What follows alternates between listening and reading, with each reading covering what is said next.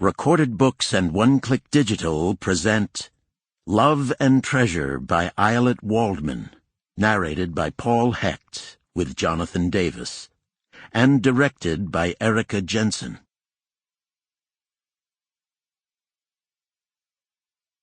Prologue. Maine, 2013. Jack Wiseman, immersed as ever in the pages of a book, didn't notice the arrival of the bus until alerted by the stir among the other people waiting in the overheated station lounge.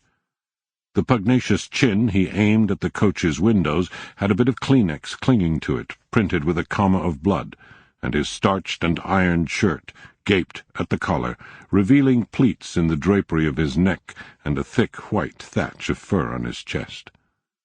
He squinted, caught a glimpse of the glory of his granddaughter's hair, and pulled himself to his feet. He tore a corner from the back page of somebody's discarded Ellsworth American and tucked it between the pages of his old Loeb edition of Herodotus, measuring with a rueful snort the remaining unread inches. He'd never been a man to leave a job unfinished, a fact on which he supposed he must have been relying, perhaps unconsciously, in undertaking to reread for what must be the 8th or 9th time this most garrulous of classical historians.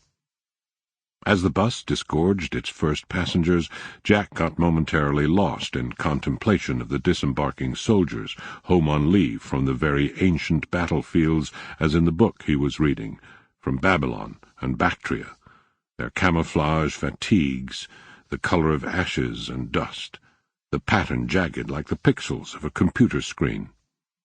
Then Natalie's hair kindled in the bus's doorway, and he held up the little green-backed volume to catch her attention. He could tell from the look of shock that crossed her face in the instant before she smiled that pancreatic cancer had taken even worse a toll on him than he'd imagined. Her lips moved. He lifted a finger, motioning her to wait. He pressed a button on his hearing aid and said, "Sweetheart, you made it." "Hey, Grandpa." Her eyes were bleary, the red dent in her cheek from whatever she'd been leaning against, reminding him of how she used to look as a child, waking from an afternoon nap. Or perhaps it was her mother he was remembering, an image coming from farther away and longer ago. He took note of her pallor, the bruised look of the skin under her green eyes, and thought that she had likely come to Maine as much to flee her own troubles as to lose herself in... Sample complete. Ready to continue?